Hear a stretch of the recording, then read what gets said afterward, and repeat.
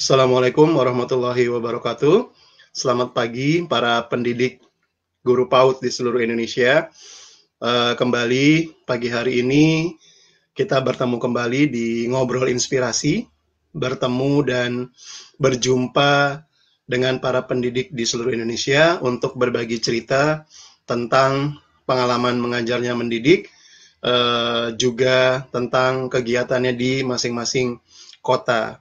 Dan hari ini kita kedatangan tamu yang istimewa buat teman-teman pendidik dan guru PAUD yang menyaksikan live FB saat ini. Tentu ini akan menjadi pencerahan buat kita semua.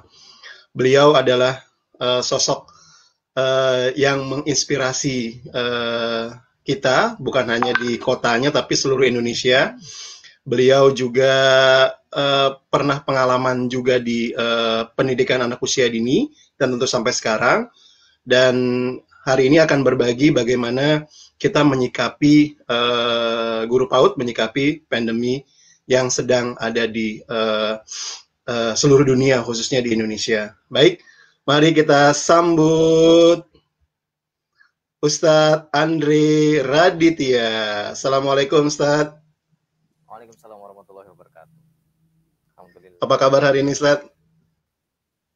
Alhamdulillah baik-baik Mas Panji. Alhamdulillah. Sehat selalu. Terima kasih Ustadz atas kesempatannya dan ini senang berjumpa lewat media sosial. Sudah lama saya mengikuti jejak Ustadz di Facebook begitu ya.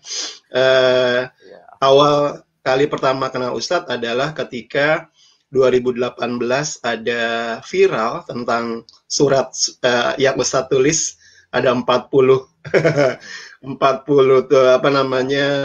tulisan yang memang Ustadz tulis ketika mendapat tentang pendidikan anak usia dini, dan itu mengena di semua para pendidik PAUD di Indonesia. Dan sejak itu akhirnya saya kenal dengan si Jum, saya kenal dengan buku Ustadz yang sudah tulis gitu ya, dan beberapa aktivitas Ustadz di Facebook yang saya ketahui. Nah, ini untuk mengawali perkenalan, boleh Ustadz sampaikan ke kami pengalaman Ustadz untuk di dunia pendidikan anak usia dini itu sejak kapan sih Ustadz, dan mengelola lembaga apa kalau boleh disebut namanya, dan sekarang bagaimana kondisi lembaga pendidikan anak usia dini tersebut. Silakan Ustadz Andri. Baik. Bismillahirrahmanirrahim. Alhamdulillahirrahmanirrahim. Allahumma sholli wa sallim wa barik ala sayyidina Muhammad wa ala Muhammad. Kawan-kawan yang dimiliki Allah, yang semoga para pendidik seluruh Indonesia yang menyaksikan, dan semoga ini menjadi media silaturahim kita dan semoga saling bermanfaat dan menginspirasi. Saya berkisah dari awal, barangkali mungkin kejadian tidak sengaja ya kalau saya bilang ya, karena tidak pernah terfikir bagi seorang laki-laki masuk ke dunia PAUD mungkin ya. Rasa-rasanya sangat jarang sekali laki-laki kemudian punya cita-cita kok jadi guru TK atau PAUD. Maka tidak terkecuali dengan saya ya, artinya apa yang terjadi dengan saya adalah, saya bilang, sebuah kecelakaan di jalan yang benar gitu ya. Sesat di jalan yang benar. Saya mengawali dari sebuah keadaan di mana saya waktu itu hanya butuh cari kerja saja ya. Jadi ketika posisi tidak punya pekerjaan, maka saya mencari pekerjaan, dan singkat cerita waktu itu adalah pekerjaan yang saya dapatkan adalah jadi pengajar ya, di TK. Pengajar di TK di salah satu proyek salah satu mentor saya. Nah, singkat cerita, di situ bekerja dengan terpaksa karena memang tidak punya gambaran sama sekali, dan lazimnya para laki-laki, apalagi yang belum menikah, adalah tidak terlalu nyaman sebenarnya dengan anak-anak. Sampai kemudian saya bertemu dengan sosok inspirasional menurut saya, yang semoga Allah memberikan pahala yang luar biasa buat beliau, almarhum Ibu Ari Susanti ya. Almarhum Ibu Ari Susanti, ke salah satu trainer PAUD nasional yang kita semua barangkali mungkin pernah dengar namanya atau pernah ikut workshopnya, dari TK Istiqlal Jakarta. Beliau bercerita banyak tentang dunia PAUD. Kemudian saya waktu itu terinspirasi sekali dan saya belajar dari beliau dan alhamdulillah sampai jadi kawan dekat. Kemudian dari situlah saya mulai melihat bahwa dunia PAUD ini luar biasa, ya, luar biasa potensinya dan luar biasa banyak pembelajaran yang saya dapatkan di sana.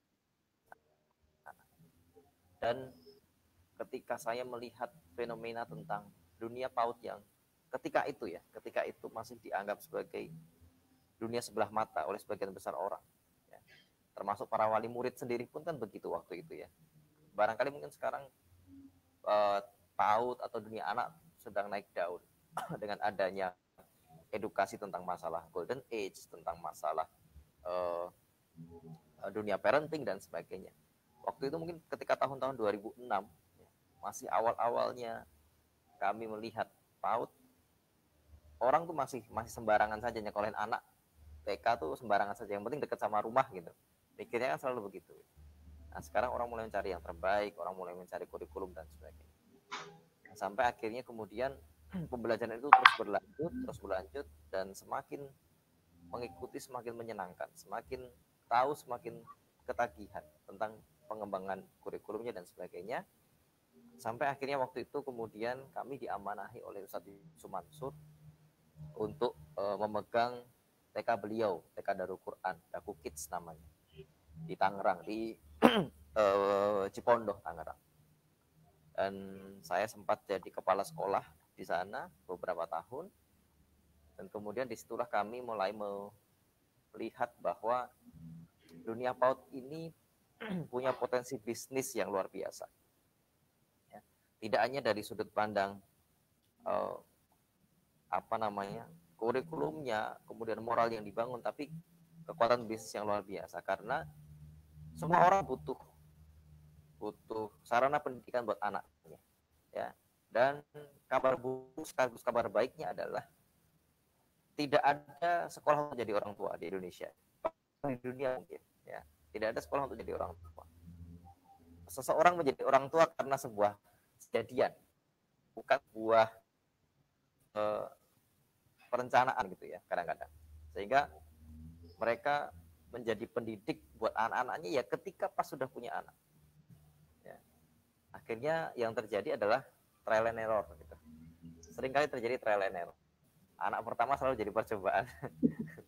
Ya.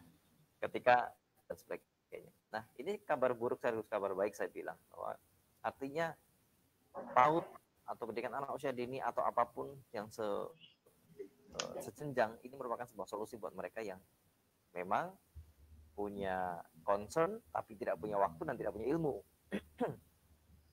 Ya, saya dengan kawan-kawan waktu di Daku Kids di sekolah kami membuat sebuah kurikulum yang memang kita desain supaya orang tua bisa menjadi pengajar berikutnya.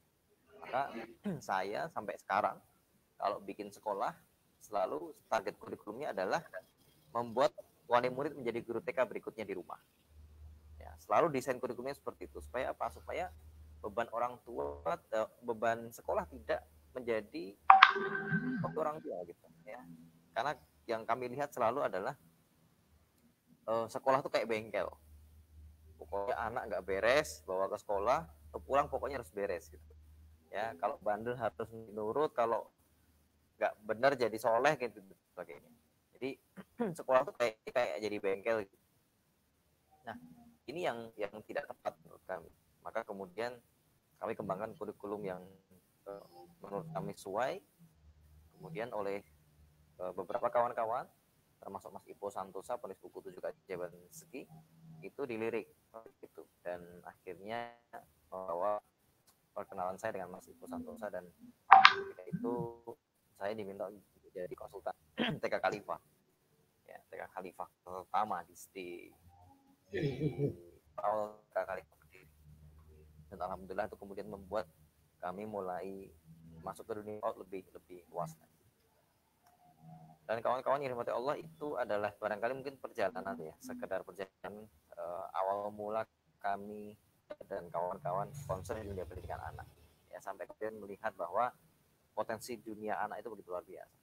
Ya, tidak ada barangkali eh, kalau saya melihat bahasa saya, bisnis yang punya moralitas luar biasa kecuali adalah sekolah. Ya. Maka selalu unit pendidikan dimanapun berada, ya, termasuk di bawah yayasan saya juga selalu sampaikan hal yang sama, bahwa kita ini sedang berbisnis dengan moral yang luar biasa. Artinya tidak hanya melihat lembaga sebagai money maker, tapi juga sebagai pengabdian, ya, sebagai tempat untuk kita mencari amal soleh dan sebagainya. Saya sampaikan berkali-kali dengan kawan-kawan di dunia pendidikan anak, khususnya di tempat kami, adalah jangan sampai kita kemudian tidak mensyukuri hal ini karena kita tidak tahu tentang keistimewaan apa yang sedang kita kerjakan. Ya.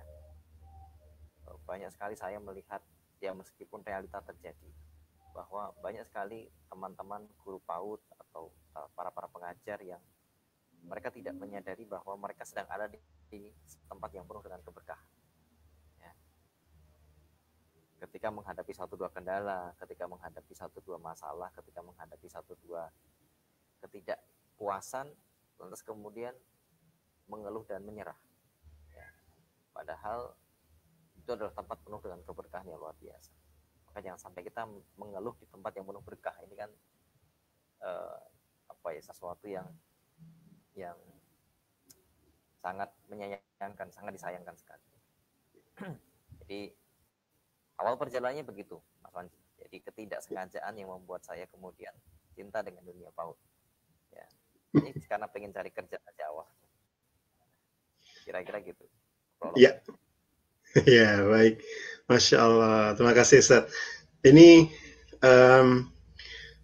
sejak pandemi ini kan ada beberapa juga atau mungkin banyak yang memang punya kisah masing-masing. Seperti tadi Ustaz bilang, ada yang menyikapinya dengan baik, dengan bijak, atau mungkin ada yang juga emosi, gitu ya. Ada juga yang mungkin marah-marah, gitu ya. Mungkin saya termasuk di dalamnya juga, gitu. Nah, khusus untuk di Guru PAUD, Ustaz, karena Ustaz juga punya pengalaman di situ, bagaimana kami harus menyikapi kondisi yang seperti ini saat ini, gitu. Apakah memang bersedih, senang, atau sabar, atau Ustaz punya masukan buat kami bagaimana untuk mengelola hati begitu ya untuk Guru PAUD. Terima kasih. Silakan Ustaz. Baik, yang pertama prinsip dasar dari setiap mukmin, setiap muslim adalah kita harus melihat segala sesuatu itu sesuai dengan koridornya Allah. Allah itu sudah sampaikan di surah An-Nisa ayat 79, dan barangkali ini harus menjadi sebuah platform kita berpikir, fondasi kita berpikir bersama-sama. Allah sampaikan di situ bahwa ma'asobaka min hasanatin fa min Allah wa ma'asobaka min syai' atifamin nafsi. Jadi segala sesuatu yang baik-baik itu datangnya dari Allah, dan segala hal-hal yang buruk itu datangnya dari kita sendiri. Jadi kalau kita menyikapi segala sesuatu ini, kalau kita meyakini bahwa ini semuanya dari Allah, maka pasti Allah itu menghendaki kebaikan. Tidak mungkin enggak. Apapun yang Allah sudah atur, apapun yang Allah sudah desain untuk alam semesta ini pasti adalah kebaikan. Nah, ketika prinsip itu sudah kita gunakan sebagai prinsip berpikir, maka tidak ada kekecewaan dan tidak ada rasa marah, karena kita tahu bahwa apapun yang terjadi pasti karena kehendak Allah, dan kehendak Allah itu pasti baik.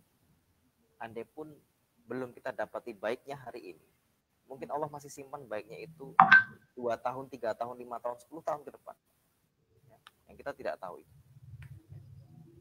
Tetapi kalau yang kita dapati hari ini buruk, ya bisa dipastikan bahwa buruknya itu sebenarnya adalah sebab kitanya yang kurang tepat merespon.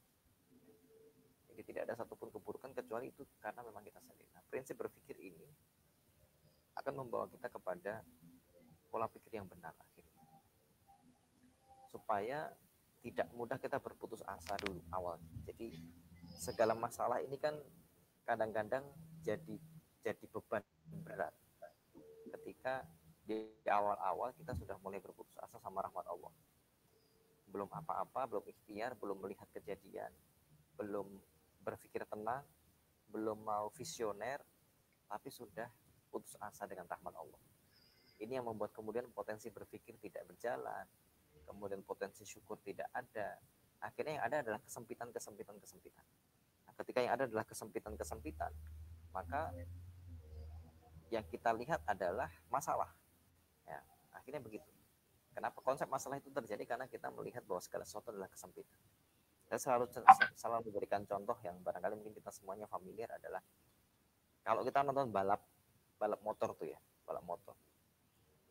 Ada orang-orang yang melihat tikungan itu sebagai medan bahaya, tapi ada beberapa pembalap yang melihat tikungan itu sebagai celah untuk nyalip. Ya, Valentino Rossi itu paling seneng tuh kalau nyalip tuh di tikungan kan. Pas tikungan tuh bisa nyalip ke lawannya. Nah, sebenarnya prinsip kehidupan juga sama. Ada orang-orang yang kemudian melihat tikungan itu untuk sekedar fokus pada wah ini bahaya. Ya. Tapi ada orang-orang yang kemudian dengan baik sangkanya, dengan visionernya, dia melihat bahwa tikungan adalah celah. Kenapa? Karena ketika itu orang lain melambat. Tikungan itu kan orang lain melambat. Kalau kita kemudian bisa melihat visi dengan tepat, kita bisa melihat celah dengan tepat, maka saat itulah kemudian kita akan bisa menjadi bagian dari para pemenang. Nah, sama sikapi dengan kebaikan, dengan baik sangka seperti itu. Maka tidak terkecuali kita juga para pendidik PAUD. Saya juga mengalami, yayasan kami juga kemudian sedang menutup KPM pembelajaran.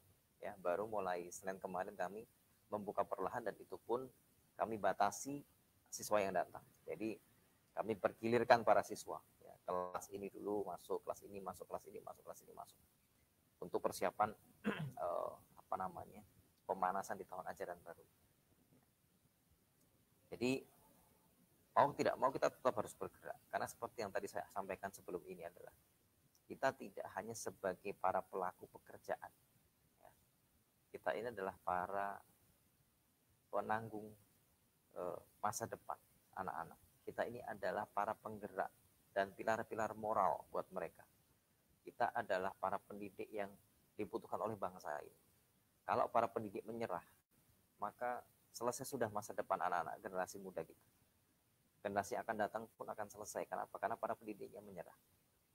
Maka yang harus kita pahami adalah kita ini tidak sedang bekerja saja, tetapi juga sedang mengabdi.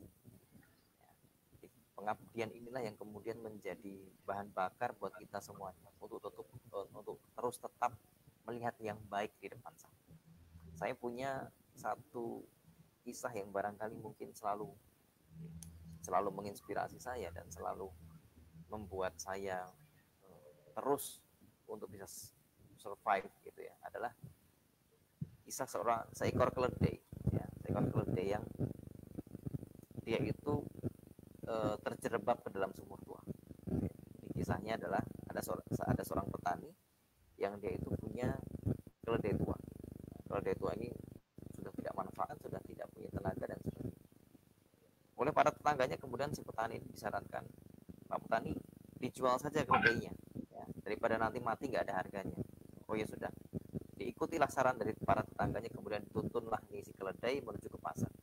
Tanpa pengetahuan petani, ternyata di perjalanan menuju ke pasar ini ada bekas galian sumur tua yang sudah tidak dipakai lagi dan sudah mengering.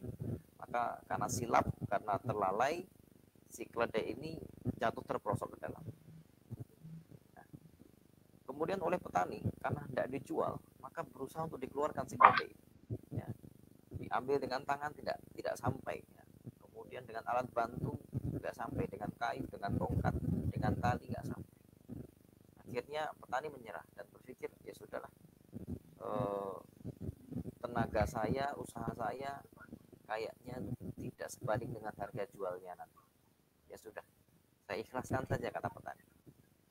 Tetapi petani tidak hanya sekedar mengikhlaskannya, tapi dia ingin berterima kasih juga kepada si keledai ini, karena keledai ini sudah membantu saya ketika dia masih punya tenaga, membantu saya mencari apa namanya, membawa membawa hasil lahan dan sebagainya, maka saya akan berterima kasih lah ke dia.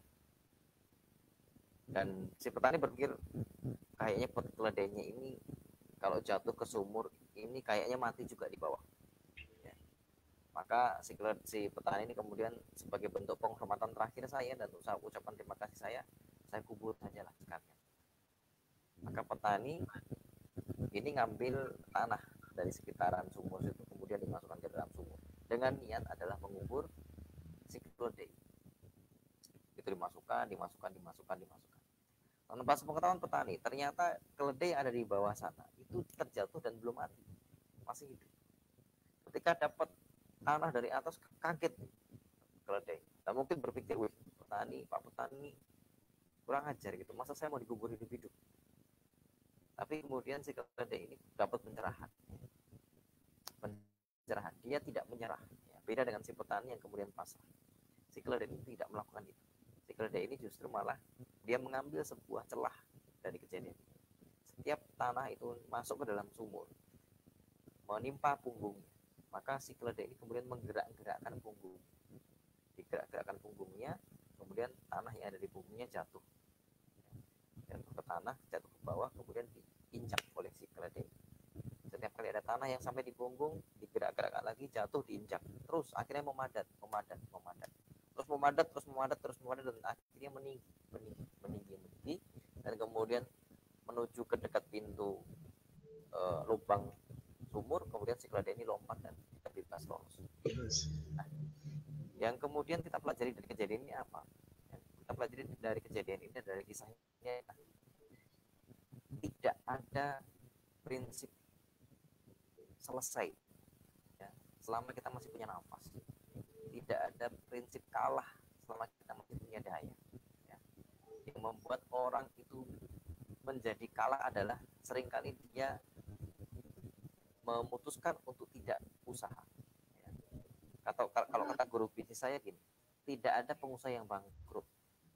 Pengusaha yang bangkrut adalah pengusaha yang dia memutuskan untuk berhenti berjuang. Kalau berhenti berjuang, bangkrut saat itu. Tapi sebelum dia memutuskan untuk berhenti berjuang, dia masih bisa survive. Hanya neracanya saja yang minus, tapi belum bangkrut. Hanya akan bisa dikatakan bangkrut kalau si ownernya memutuskan untuk berhenti, tutup usaha, baru bangkrut. Ya. Maka sama, kita juga begitu. Para pendidik, para pengajar, apapun profesinya, ya, jangan sampai kemudian kita jadi orang-orang yang loser, pecundang. Ya, apa yang membedakan pecundang dengan pemenang? Nah, kalau pecundang adalah fokusnya di setiap masalah dari setiap solusi. Ya. Fokusnya ada pada masalah dari setiap solusi. Dikasih solusi, jawabannya, tapi kan gini Pak. Kalau ada solusi lagi, tapi kan gini Pak. Tapi kan gini. Jadi yang dicari adalah masalah dari setiap solusi. Tapi kalau pemenang adalah mencari solusi dari setiap masalah. Jadi setiap ada masalah kita mencari solusi, setiap ada masalah kita mencari solusi. Maka saat ini pun juga waktunya kita mencari solusi. Ya. Nah, saya dengan kawan-kawan, kami sedang berusaha untuk membuat sebuah sarana pembelajaran online yang bisa diaplikasikan di rumah para orang tua. Ya. Akhirnya kami kemudian berpikir itu, dan beberapa pekan lalu kami meeting dengan beberapa tim dan juga beberapa expert dari dunia animasi, dari dunia musikal dan sebagainya, untuk membuat sebuah platform supaya orang tua murid di rumah dia bisa menjadi guru TK berikutnya dengan gadgetnya masing-masing. Nah, ini kan juga sebuah solusi yang akhirnya muncul sebab kita berusaha untuk tidak menyerah.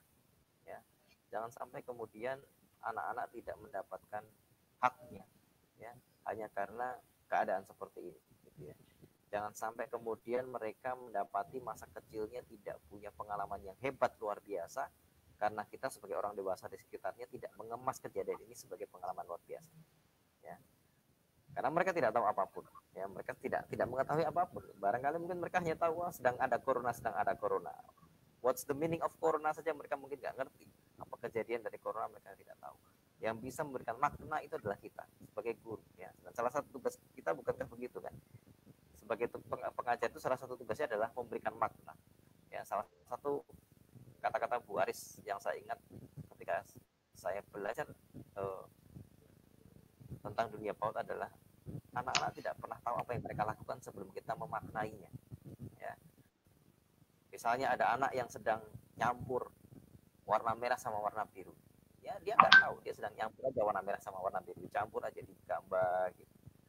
Ya, akhirnya warna merah dan warna biru blind jadi warna ungu. Mereka tidak tahu itu warna ungu sebelum kita memaknai. Wah, alhamdulillah kakak hari ini menemukan warna ungu ya, subhanallah. Allah memberikan kakak kecerdasan menemukan warna ungu. Dia baru tahu, oh ini tuh warna ungu. Ya. Nah, kenapa kita tidak menggunakan prinsip itu dalam kehidupan kita saat ini? Bahwa kita harus belajar memberikan makna kepada anak-anak. Ya, apa yang sedang mereka alami saat ini, apa yang sedang kita alami saat ini, kita jadikan itu sebagai penemuan makna buat mereka. Dengan cara kita tidak menyerah dan kemudian kita melihat segala sisi positif dari kejadian saat ini. Ya. Barangkali mungkin itu, Kang Panji, yang Pematiknya enak untuk disimak. Nah, Ustadz, ini bergeser sedikit ke bukunya Ustadz tentang rezeki. Guru PAUD kan ya mungkin di seluruh Indonesia ya, kita mengenal ada istilah atau singkatan sajuta begitu ya, sabar, jujur, tawakal gitu ya. Itu ya di mana-mana kalau saya tanya tentang singkatan itu semuanya tahu gitu ya di seluruh penjuru Indonesia, guru-guru PAUD. Nah, terkait dengan konsep rezeki gitu ya, di saat pandemi ini, bagaimana kita sebagai guru PAUD harus menyikapinya, Ustadz? Silakan, Ustadz. Baik. Sebenarnya kembali lagi kepada pertama adalah bagaimana mindset kita kemudian menjalani profesi ini. Ada orang-orang yang mohon maaf, ya seperti saya tadi, yang tersesat menjadi seorang guru karena mencari pekerjaan. Ketika kita kemudian melakukan sebuah hal karena pekerjaan, otomatis tentu yang diharapkan adalah pendapatan. Itu nggak salah, tidak salah. Hanya akan menjadi masalah ketika pekerjaan itu tidak lagi menghasilkan. Ya. Sementara seperti yang tadi saya bilang, bahwa hal itu adalah keberkahan. Jadi guru PAUD adalah keberkahan. Dan akan sangat disayangkan hanya gara-gara tidak mendapatkan penghasilan, lantas kemudian kita menghentikan pekerjaan yang penuh dengan keberkahan itu. Maka dari sejak saya mengetahui fakta, dari sejak saya mengetahui bahwa pekerjaan ini penuh dengan kemuliaan dan keberkahan, maka saya menggeser pola pikir saya. Saya menggeser pola pikir saya bahwa menjadi guru TK tidak sebatas pekerjaan, ya, tetapi adalah pengabdian. Maka tugas saya adalah memikirkan cara bagaimana saya tetap mengabdi di situ. Meskipun suatu ketika saya tidak mendapatkan apapun di situ. Dan itulah tujuan dari pengabdian. Tetap melakukan tanpa mendapatkan sesuatu. Nah, andai pikiran ini kemudian diinstal ke setiap pengajar, andai setiap pikiran ini ditanamkan di hati setiap pengajar, maka pasti yang harusnya terjadi adalah kita semuanya berpikir bahwa saya harus mencari hal-hal yang lain dari luar pekerjaan saya. Sehingga benar-benar kita bisa bekerja sepenuh hati, bukan sepenuh gaji gitu. Bekerja sepenuh gaji ya kalau pas gajian ya powerful, kalau pas nggak gajian ya letoy gitu ya. Nah, iya, itu yang terjadi. Maka ini yang harus sebenarnya menjadi poin besar kita bersama, bahwa teman-teman jangan-jangan kita selama ini salah menganggap bahwa ya pekerjaan ini adalah sumber penghasilan kita. Ya. Dan ada seseorang yang pernah bilang ke saya begini, Mas Panji, ada 3 profesi yang sebenarnya tidak boleh kita menuntut, bayar di situ. Ya. Yang pertama adalah orang yang mengobati orang lain. Ya. orang yang minta tolong orang lain minta obat, itu nggak boleh ya. Dalam hal ini misalnya tabib atau dokter itu. Jadi orang kalau datang ke kita, kemudian kita tahu obatnya, kita tahu cara menyembuhkannya, kemudian orang itu datang ke kita minta tolong, maka sebenarnya kita nggak boleh minta bayaran. Kemudian yang kedua adalah orang yang datang ke kita untuk minta nasihat. Nah, ini nggak boleh kita minta bayaran. Gitu. Saya mau konsultasi, boleh bayar dulu, gitu. Nggak boleh. Ya. Kenapa? Karena Allah memberikan kita hikmah sebagai pembelajaran buat yang lain.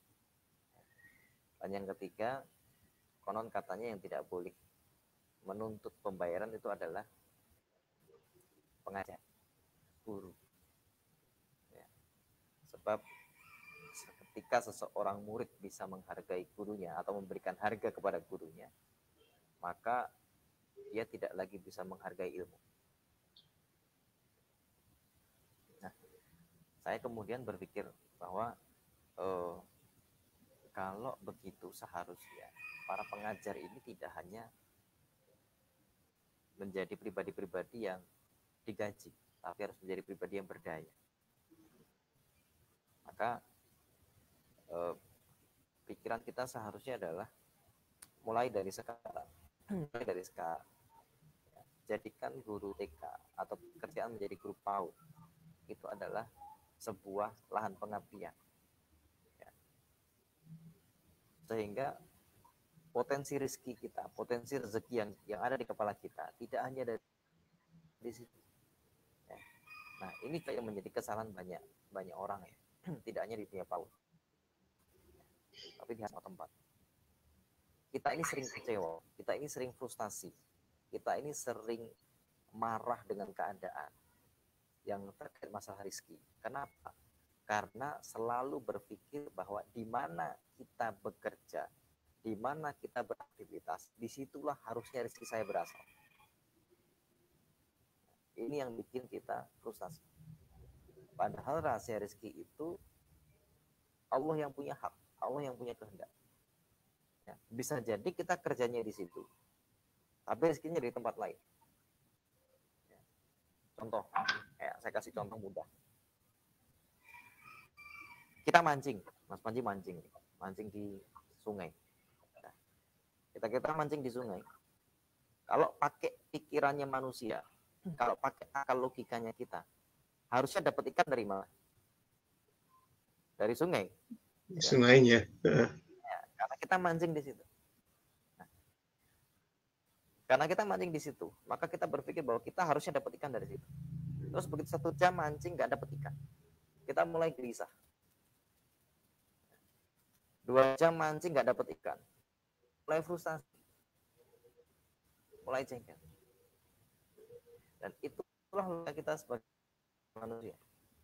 Ya. Padahal bisa jadi Allah ngasih ikannya nggak dari situ. Ya. Gara-gara kita mancing 1 jam 2 jam nggak dapat ikan, ya ada teman yang juga mancing di situ, ya nyolek kita, gitu. Mas, udah dapat belum? Belum. Ya udah nih, bawa sebagian punya saya dapat banyak nih. Gitu. Ya, kadang-kadang kita nggak ngeliat itu gitu. Ternyata kita mancingnya di situ, dapatnya dari teman gitu. Nah, bisa saja hal itu terjadi, ya. Dan saya selalu meyakini bahwa orang-orang yang bekerja di lahan-lahan keberkahan, di wilayah-wilayah penuh dengan keberkahan, maka Allah pasti buka rezekinya tidak hanya dari satu tempat. Saya meyakini itu. Makanya salah satu alasan kenapa saya akhirnya membuka sekolah saya sendiri. Ya, kami membuka sekolah kami sendiri, ya, Saif El Falah. Itu adalah dengan harapan bahwa saya tetap menjaga wilayah keberkahan. Saya tetap punya lahan-lahan keberkahan. Kalau saya tidak punya lahan keberkahan, maka rugi saya. Supaya apa? Supaya ketika suatu saat saya butuh pertolongan Allah, saya butuh wasilah buat berdoa, saya punya wasilah berdoa. Contoh nih, saya kasih contoh sederhana adalah kita itu setiap hari, ya, buat para pengajar di sekolah-sekolah muslim misalnya, tiap hari para guru ajarin anak-anak baca surat pendek. baca Fatihah, ngaji, baca Iqra dan sebagainya. Dengan wasilah itu kemudian anak-anak kenal dengan bacaan surat An-Nas, surat Al-Ikhlas, surat Al-Fatihah, dan seterusnya. Ya. Dan beranjak seiring mereka dewasa, mereka pakai itu di sholat. Mereka pakai itu di sholatnya sampai mereka tua, sampai mereka mati. Ya. Maka pernah nggak kebayang sih betapa mulianya dan betapa besarnya pahala yang kita punya, bahwa setiap anak didik kita berdiri, takbir, sholat, baca Al-Ikhlas, baca Falak, baca An-Nas, itu pahalanya terkirim buat kita. Coba bayangin, sebegitu hebatnya ya, pahala berkahnya luar biasa. Dan kalau kawan-kawan mau, tinggal pakai itu semuanya sebagai modal berdoa kepada Allah Subhanahu wa Ta'ala. Ya Allah, ya, andai saya punya tabungan kebaikan ya, dari anak-anak didik yang barangkali pernah saya ajarkan baca Quran, baca doa dan sebagainya ya, maka tolong ganti sebagai kemudahan buat saya dan anak keturunan saya ya. Itu bisa dilakukan ya. Itu namanya kalau dalam bahasa doa ini wasilah, berwasilah dengan amal soleh ya. Teman-teman ini punya amal soleh yang banyak sekali. Jangan sampai seperti yang tadi saya sampaikan, jangan sampai kita ini mengeluh di tempat yang penuh keberkahan gara-gara kita tidak tahu ya, gara-gara kita tidak tahu bahwa yang sedang kita lakukan adalah hal-hal yang mulia gitu ya. Maka dari sekarang pikirkan bagaimana supaya saya ini punya potensi rezeki yang lain ya. Cukuplah bagi saya tempat mengajar ini adalah pengabdian ya. Yang menjadi kita kemudian sekarang menyerah, putus asa, kecam marah adalah apa? Itu tadi, kita aktivitas ngajar di TK berharapnya dapat penghasilan ya. Memang nggak salah, karena kembali lagi datangnya sebagai seorang yang cari kerja gitu. Maka kalau hari ini kita sedang emosi, sedang marah, sedang kecewa, sedang frustasi, coba dicek lagi apakah saya ini pendidik yang bekerja sepenuh gaji atau sepenuh hati ya. Kalau saya masih menjadi golongan yang pertama tadi, oh ya pantas gitu ya. Tapi kalau kemudian kita menjadi bagian dari yang kedua, harapannya kita bisa mengambil ibrah, mengambil hikmahnya bahwa rezeki Allah luas insya Allah ya. Dan bagi orang-orang baik seperti kawan-kawan para pengajar, saya yakin sekali tidak ada sebab ya bagi Allah untuk menyempitkan rezeki kawan-kawan ya. Selama kawan-kawan ikhtiar, selama kawan-kawan usaha, insya Allah Allah pasti akan mudahkan di tempat lain ya. Saya lihat kok banyak guru-guru PAUD yang ketika usaha, ketika jualan menemui banyak kemudahan. Saya selalu yakin bahwa itu wasilah dari mereka ngajar ya. Banyak guru-guru TK yang kemudian jualan spray dibeli sama wali murid ya kan? Ada yang jualan baju dibeli sama wali murid. Kenapa? Karena isi kontak WhatsApp-nya anak wali murid semua kan gitu ya. Ketika pas pasang status dibeli gitu ya, itu kan salah satu wasilah kemudahan dalam rezeki ya. Gara-gara apa? Gara-gara kontaknya isinya para wali murid, emak-emak yang suka belanja online ya. Ya sudah, alhamdulillah disyukurinya di situ ya. Itu adalah kemudahan. Sebab apa? Sebab salah satunya adalah teman-teman berada di wilayah-wilayah keberkahan. Begitu Kang. Masya Allah. Ya, ini menarik ya, Ustaz, bahwa wilayah kita mendidik, mengajar itu adalah wilayahnya keberkahan gitu, yang mungkin buat kami para pendidik PAUD ya, dengan rutinitas yang saat ini di rumah saja gitu ya, jauh lebih banyak bisa introspeksi bahwa itu memang bagian dari kita gitu, ke wilayah keberkahan itu. Semoga kita juga makin diberikan kemudahan untuk menyadari bahwa memang kita betul-betul di wilayah keberkahan. Nah, Ustadz, ini tadi juga Ustadz ada kata yang menarik juga tentang harus berdaya. Nah, ini kalau di saat seperti ini, untuk para pendidik PAUD, langkah atau bentuk konkret berdaya itu seperti apa? Apakah memang kita buat sesuatu kegiatan atau lebih mungkin kita bersama keluarga atau mungkin kita di lembaga? Mungkin bisa dijelaskan lebih lanjut, Ustadz, gimana berdayanya kita guru-guru? Baik, Bismillah. Jadi kawan-kawan yang dirahmati Allah, berdaya itu setidaknya adalah kawan-kawan ini menggunakan potensinya untuk menjadi pribadi yang lebih manfaat dan lebih kuat. Ya. Kalau teman-teman punya kekuatan pribadi secara pribadi, ya misalnya dengan teman-teman punya keahlian lain seperti menulis, ya bikin tulisan, bikin e-book, ya saya yakin pasti banyak yang mau e-book bagaimana cara menenangkan ya, anak nangis dalam detik, ya misalnya. Ya. Teman-teman punya expert, punya pengalaman semuanya. Ya. Ramu pengalaman-pengalaman selama ini menjadi e-book, jual jadi produk digital misalnya. Ya, bagaimana mendeteksi kemampuan anak usia dini gitu ya. Bagaimana menilai karakter anak dari sudut pandang guru PAUD ya. Bagaimana kemudian mengklasifikasikan bagaimana cara berkomunikasi dengan anak. Bagaimana cara macam-macam banyak hal yang teman-teman sebenarnya miliki yang kalau teman-teman kemudian ramu menjadi sebuah materi pasti akan menjadi luar biasa. Ya. Bahkan saya tuh sebenarnya punya gagasan yang saya selalu sampaikan ke kawan-kawan. Harusnya para pendidik PAUD itu satu guru punya satu buku. Kenapa? Karena pengalaman kawan-kawan begitu banyak. Ya. Anekdot kawan-kawan tuh begitu banyak di kejadian di lapangan. Yang kalau dikumpulkan tuh pasti jadi buku, jadi novel. Ya. Andrea Hirata saja kejadian di kelasnya saja bisa jadi Laskar Pelangi yang begitu luar biasa. Ya. Apalagi teman-teman, para pengajar. Tiap tahun dengan kelas yang berbeda, tiap tahun dengan anak yang berbeda, tiap tahun dengan tingkah laku yang berbeda. Ya. Anda pasti akan punya kekuatan yang luar biasa. Bisa nulis blog, ya. Bisa nulis artikel di-upload di website, bikin e-book dan lain sebagainya. Atau kalau saya nggak kepikiran begitu, ya sudah yang simple, bikin jualan, ya jualan. Kalau nggak bisa lagi bikin program-program lain seperti misalnya e-course, misalnya ada program pendampingan dan lain sebagainya. Ya, saya sedang mikirin nih gimana caranya supaya para guru-guru ini punya satu keterampilan yang bisa dikemas menjadi sebuah sistem. Ya. Dan kemarin kepikiran akhirnya bikin itu tadi, ya kita bikin aplikasi-aplikasi yang sekiranya bisa dilakukan oleh orang tua murid di rumah. Ya. Materinya dari mana? Materinya dari para guru-guru PAUD. Materinya dari mana? Dari para pengajar yang dikumpulkan dan kemudian mereka punya biaya langganan dan sebagainya. Ya banyak kawan-kawan. Ya.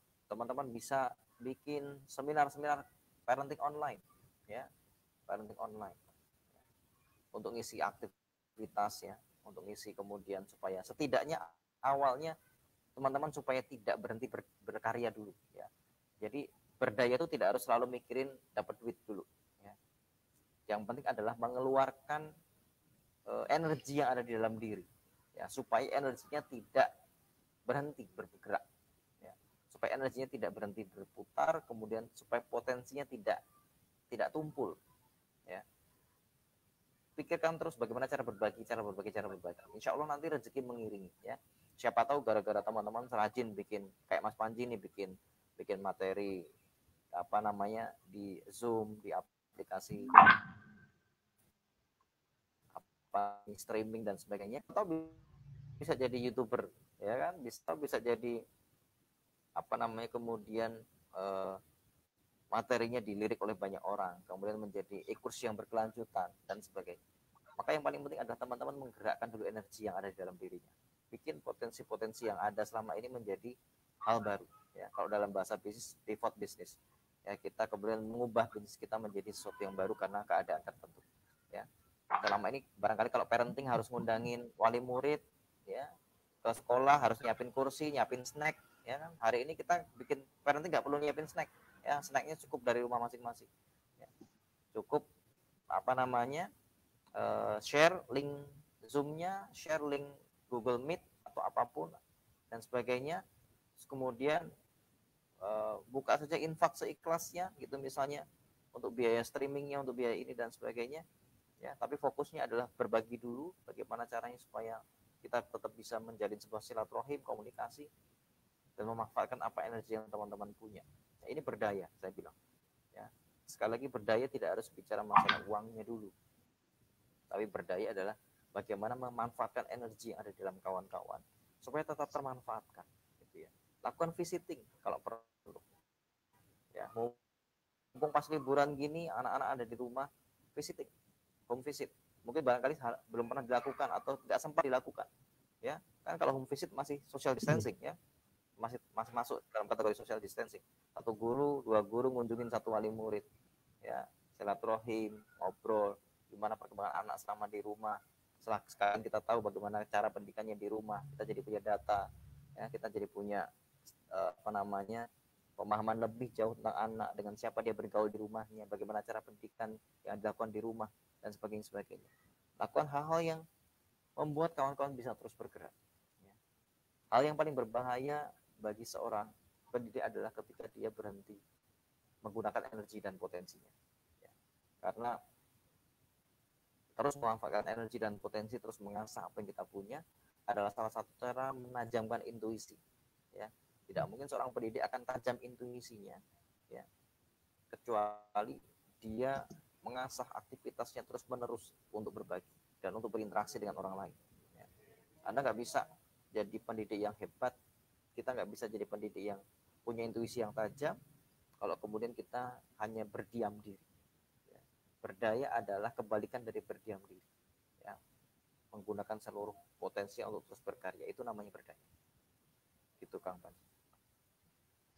Wah, jadi kepingin tahu apa terkait dengan berdaya ini, yang Ustadz lakukan kegiatannya gitu ya. Apa yang tadi di awal saya kenalkan itu apalagi Ustadz? Maksudnya apa ya, menulis, lalu lembaga pendidikan, atau tadi yang Ustadz bilang ada sedang menggagas sebuah apa namanya program animasi gitu. Boleh cerita tentang kegiatan aktivitas Ustadz saat ini gitu? Silakan Ustadz. Ya, program saat ini saya dengan kawan-kawan yaitu membuat satu program untuk pendidikan anak yang berbasis online yang supaya bisa diakses oleh seluruh masyarakat di Indonesia dengan gadgetnya masing-masing, dengan dari rumahnya masing-masing. Dan ini kemudian nanti uh, uh, bisa dipakai karena kawan-kawan mencoba untuk menganalisa bahwa kejadian seperti ini, kejadian saat ini mungkin akan berangsur-angsur membaik secara perlahan ya, tidak mungkin besok, 1 hari 2 hari, seminggu 2 minggu gitu ya, kayaknya masih dalam waktu berbulan-bulan ke depan ya. Dan selama jangka waktu berbulan-bulan ke depan itu pendidikan harus terus berjalan, anak-anak bersama dengan orang tuanya di rumah melakukan interaksi. Maka kami mencoba menjadi sebuah jalan tengah bagi para wali murid, bagi para orang tua yang sedang ingin melakukan parenting, melakukan proses pendidikan di rumahnya masing-masing. Jadi kami membuat sebuah media di mana media tersebut akan berisikan banyak apa namanya bahan-bahan yang orang tua bisa gunakan sebagai media untuk mereka belajar bersama dengan anaknya ya, seperti animasi, kemudian lagu anak, kemudian juga cara membuat APE yang sederhana ya di rumahnya masing-masing sesuai dengan tema-tema yang sudah kita tentukan ya, dan tetap anak-anak punya informasi yang cukup supaya mereka terus berkembang dan menambah pengalaman dari situ. Nah, itu salah satu aktivitas yang saya lakukan. Aktivitas kedua adalah kami sedang melakukan proses pendampingan buat beberapa masyarakat, buat beberapa teman-teman yang ingin punya bisnis kecil-kecil gitu ya, punya pegangan UKM dan sebagainya ya, juga beberapa guru yang ada di dalamnya juga supaya mereka berdaya ya. Jadi kami bikin satu halakoh wirausaha namanya. Jadi halakoh wirausaha itu isinya eh, para para teman-teman ya, bisa dari guru, dari beberapa profesi yang lain yang terdampak COVID-19. Ya, mereka dimasukkan dalam satu grup yang kemudian kami berikan pendampingan bisnis, insight bisnis, bahkan kemudian pilihan-pilihan bisnis yang bisa dilakukan ya, dengan modal-modal yang relatif kecil yang mereka bisa lakukan dari rumahnya masing-masing berbasis online ya. Kemudian beberapa hal lagi yang sedang kita lakukan adalah kita sedang membuat satu program pendampingan di rumah wali murid yang menghendaki ya. Jadi kalau dulu saya terinspirasi dari program di luar negeri yang pernah dulu disiarkan di salah satu TV swasta tahun-tahun 2008-2009, itu ada program di salah satu TV swasta namanya Nemi 911. Teman-teman PAUD pasti pernah menyaksikan itu ya, bagaimana ada anak yang tidak bisa tertib ya, kemudian mengundang satu neni untuk membantu anak itu bisa tertib di rumah. Nah, kami sedang melakukan proses sistematis program seperti itu. Jadi bagi orang tua nanti yang membutuhkan, selama di rumah kan mengalami stres nih ya, biasanya nggak pernah ngelihat anaknya gitu kan, begitu anaknya di rumah ada masalah baru gitu, tiap hari hampir 24 jam ngelihat anaknya dengan berbagai macam karakteristik anaknya dan sebagainya. Nah, kami tawarkan kepada para wali murid atau masyarakat umum yang menghendaki kunjungan dari guru PAUD profesional yang punya ilmu, yang punya kapasitas untuk mendampingi dan memberikan parenting dalam jarak dekat ya, observasi jarak dekat, maka kami lakukan ini ya, terinspirasi dari program itu. Nah, ini bisa dilakukan kawan-kawan, insya Allah menjadi sebuah ide baru buat lembaganya masing-masing ya. Bikin aja brosur, bikin aja apalah gitu ya, siap apa membutuhkan pendampingan guru PAUD profesional, silahkan hubungi kami gitu ya.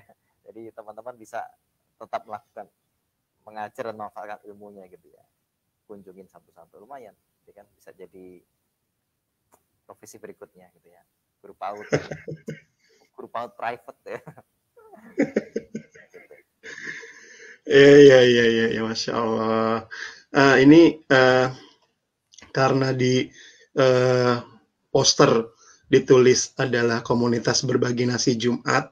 Ini boleh cerita sedikit Ustaz, aktivitasnya ini, apa namanya, kegiatannya, dan juga gimana kalau teman-teman mau bergabung, relawan dan segala macam. Silakan Ustaz. Komunitas Sijum atau komunitas nasi Jumat itu adalah komunitas yang saya buat dengan kawan-kawan tahun 2016 ya.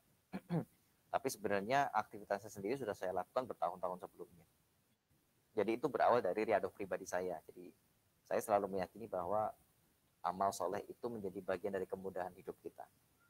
Dan maka saya kemudian memilih salah satu amal soleh yang saya mudah lakukan, yaitu adalah berbagi makanan. Kenapa berbagi makanan? Karena amal soleh itu menyentuh orang lain. Kalau kita sholat, kalau kita tahajud, kalau kita baca Quran, kalau kita zikir, maka amalan itu hanya menyentuh kita. Dan maka yang menentukan berhasil tidaknya amalan itu adalah ya kekhusyuan kita sendiri ya. Kalau tahajudnya khusyuk, kalau baca Qurannya bagus, kalau zikirnya khusyuk, kemudian sholatnya benar, ya mungkin baru akan berdampak ya. Tapi kalau pas kita lagi error sedikit itu ya lama dampaknya. Tapi kalau kita kemudian berbagi kepada orang lain, maka yang menjadi penentu tidak hanya kita ya, tapi orang lain juga ikut menentukan ya. Akhirnya kita berharap bahwa siapa tahu orang yang sedang kita berikan amal itu ibadahnya lebih baik daripada kita, doanya lebih didengar Allah daripada kita ya, kemudian sholatnya lebih khusyuk daripada kita, maka kita bisa menitipkan harapan bahwa hajat hidup saya bisa kemudian Allah kabulkan lewat wasilah doa dari orang tersebut, karena mereka berterima kasih, karena mereka merasa senang dan sebagainya. Maka kemudian saya melakukan amalan itu, berbagi makanan kepada orang lain yang membutuhkan, dan itulah menjadi awal dari cikal bakal komunitas Nasi Jumat, SIJUM, yang punya aktivitas berbagi makanan di hari Jumat khususnya. Tapi kemudian sekarang sudah merambah di berbagai program, ya termasuk juga program berbagi makanan setiap hari juga di berbagai macam kota di Indonesia. Teman-teman bisa ikut bergabung di situ, bisa ikut aktif di sana, dan siapa tahu juga jadi tambah wasilah jalan rezeki, jalan keberkahan, jalan kemudahan hidup dan sebagainya. Teman-teman bisa kunjungi saja sijum.com. Insya Allah nanti di sana ada kontak personnya, ada cara untuk teman-teman bisa melihat di daerah mana saja SIJUM sudah mulai ada. Kalau di Depok sudah ada. Iya. Depok sudah rame, Depok mah. Ada Mbak Mira. 8, ya Mbak Mira, 8 dapur dan beberapa lain. Bekasi. Kalau Jabodetabek insya Allah rame sudah. Jabodetabek sudah rame, SIJUM hampir di semua wilayah sudah ada. Kemudian teman-teman bisa yang pengen nyumbang tenaga bisa jadi relawan gitu. Yang barangkali mungkin sibuk, pengen gampangnya aja bisa nyumbang dana, infak, donasi ke kawan-kawan langsung di dapurnya juga bisa, atau melalui sijum.com juga bisa. Teman-teman bisa saling berbagi di sana, saling berinteraksi, dan siapa tahu bisa jadi wasilah kebermanfaatan yang baru. Ya. Amin. Ada sebab-sebab. Kalau saya gini, prinsip hidupnya tuh, bikinlah lebih dari satu sebab supaya Allah menurunkan pertolongannya buat kita. Ya, jangan cuman punya satu sebab. Karena apa? Karena bisa jadi sebab yang kita yakini itu tidak cukup di mata Allah. Jadi itulah kenapa Rasulullah itu mengajarkan banyak amal buat kita, supaya kita ini punya banyak sebab datangnya pertolongan Allah. Dan karena kita nggak pernah tahu dari mana gitu ya. Bisa dengan bakti ke orang tua, bisa dengan tahajud, bisa dengan sedekah, bisa karena kita baik sama orang, bisa karena kita ngajar, ya, bisa karena kita kemudian memudahkan urusan orang lain, ya, macam-macam gitu ya. Bisa karena kita mungkin sholat di awal waktu, bisa sebab kita ngurusin masjid, ngurusin dan sebagainya lah. Pokoknya munculkan lebih dari satu sebab supaya Allah menurunkan pertolongannya buat kita. Ya. Nah, insya Allah dengan begitu kita nggak jadi orang yang mudah putus asa, tidak menjadi orang yang mudah menyerah dalam keadaan. Karena apa? Karena kita punya baik sangka ke Allah gitu. Karena kalau orang cuma punya satu sebab, kadang-kadang jadi mudah kecewa sama amalnya sendiri gitu ya. Contoh nih misalnya, saya banyak sekali melihat ada orang yang sedekah gitu. Lama dia sedekah, tapi hajatnya nggak wujud gitu. Akhirnya apa? Dia bilang, sedekah nggak ada gunanya. Gitu. Kenapa? Karena dia menganggap bahwa sedekahlah satu-satunya yang menjadi sebab. Ya, bisa jadi sedekah itu tidak mewujudkan hajatnya, gitu ya. Tapi sedekah itu sedang mengurangi dosanya, ya. Jadi Allah sedang gunakan sedekahnya yang selama ini dia sedekahkan, gitu ya. Itu bukan untuk nurunin hajat dulu, tapi buat beresin dosa-dosa di masa lalu, atau untuk menghindarkan bala musibah yang ada di sekitarnya, ya. Sehingga nggak nampak nih, ya. Saya bilang dengan kawan-kawan yang senang sedekah gitu ya, salah satu balasan sedekah itu adalah tidak terjadi apa-apa.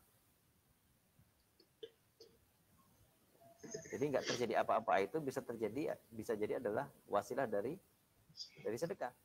Karena bisa jadi hari itu kita kecelakaan, hari itu ada musibah, hari itu anak sakit, hari itu barangkali mungkin ada sesuatu yang buruk terjadi di dalam hidup kita, kemudian nggak terjadi. Sebab apa? Sebab kita sedekah. Maka nggak terjadi apa-apa itu juga wasilah sedekah. Nah, ya, jadi bisa jadi sedekah kita habis buat itu gitu. Maka supaya hajat kita turun, nah barangkali mungkin Allah sediakan amal soleh yang lain gitu ya. Oh ternyata dari tahajudnya yang turun. Kira-kira begitulah Kang Bandi, Insya Allah. Masya Allah. Nggak kerasa sudah 1 jam kita bicara, Masya Allah. Uh, Mungkin di kalimat penghujung acara ini, Ustadz bisa kasih kalimat penyemangat buat kita, guru-guru PAUD, apa penyemangat untuk menghadapi semuanya gini, Ustadz. Silakan, Ustadz. Baik. Buat kawan-kawan pengajar semuanya yang dimuliakan Allah di seluruh Indonesia, termasuk pengingat buat pribadi saya adalah syukuri hal yang luar biasa ini. Kenapa? Karena kita dipertemukan oleh Allah di satu tempat yang tidak semua orang punya kesempatan untuk melakukannya, yaitu menjadi bagian dari pendidik yang mengenalkan Allah di masa kecil anak-anak. Ya. Kita termasuk orang-orang yang mengenalkan Allah, ya. Yang membuat anak bisa mengucapkan la ilaha illallah, yang membuat anak-anak bisa mengucapkan takbir, yang membuat anak-anak bisa membaca Quran, yang membuat anak-anak mengerti siapa nabinya, ya, apa kitabnya, dan kepada siapa dia harus beriman. Jadi ini adalah bentuk dari anugerah Allah yang luar biasa. Maka jangan sia-siakan, ya. Syukuri itu. Jangan sampai kita mengeluh di tempat yang sebenarnya penuh dengan keberkahan karena kita tidak tahu kemuliaannya dan keistimewaannya, ya. Maka jadikanlah lahan ini sebagai pengabdian kawan-kawan dan jadikan kesempatan ini sebagai cara untuk mengumpulkan sebanyak-banyaknya amal soleh. Yang dengan itu lantas kawan-kawan punya sebab untuk berdoa secara pantas kepada Allah Subhanahu wa taala. Ya Rob, ya, andai seluruh amalan saya ini ada nilainya, maka jadikanlah kemudahan untuk saya dan anak keturunan saya, ya. Dan inilah yang kemudian menjadi privilege buat kita semuanya, sebagai kemuliaan buat kita semuanya, para pendidik, ya, bahwa kita termasuk orang-orang yang insya Allah termasuk orang-orang yang tidak rugi dalam memanfaatkan waktu, ya. Karena salah satu kerugian manusia itu adalah ketika waktunya habis tidak untuk berdampak kepada orang lain, ya, tidak memberikan dampak kepada orang lain. Dan kita termasuk orang-orang yang insya Allah antum memberikan dampak kepada orang lain, setidaknya kepada anak-anak didik kita, setidaknya kepada orang tua wali murid yang mereka melihat bagaimana cara kita mengajar, ya. Siapa tahu mereka belajar dari kita. Maka tetap semangat dan tetap gunakan dayanya, potensinya, ya, apa yang sudah Allah takdirkan buat kita sebagai salah satu bentuk mensyukuri keadaan, ya. Andai pun tidak terjadi kemuliaan secara dunia, maka yakinlah bahwa Allah sudah siapkan kemuliaan-kemuliaan yang luar biasa buat kawan-kawan semua di akhirat, ya. Dan salah satu orang-orang yang dijanjikan surga adalah mereka yang mengenalkan Allah semasa hidupnya, ya. Dan kita termasuk orang-orang yang mengenalkan Allah kepada anak-anak, insya Allah. Kita tetap semangat dan tetap berpositif thinking, baik sangka kepada Allah Subhanahu wa taala, dan semoga ini menjadi penyemangat buat kita, ya. Jangan sampai kita termasuk orang-orang yang kemudian tidak melihat ini sebagai nikmat yang besar. Begitu, Mas. Terima kasih banyak Ustadz Andre, Masya Allah, atas menyejukkan dan menyemangati kami di hari ini, dan juga mudah-mudahan untuk selanjutnya kami bisa tetap sama-sama belajar, baik di rumah, di lembaga, juga tentu juga untuk menuntut ilmu yang nantinya akan menjadi bekal kami, begitu. Terima kasih banyak Ustadz Andre, jazakumullah khairan katsir atas kesempatannya. Mudah-mudahan kita bisa bertemu lagi di lain waktu. Salam buat semuanya, para pendidik di sana di Klaten.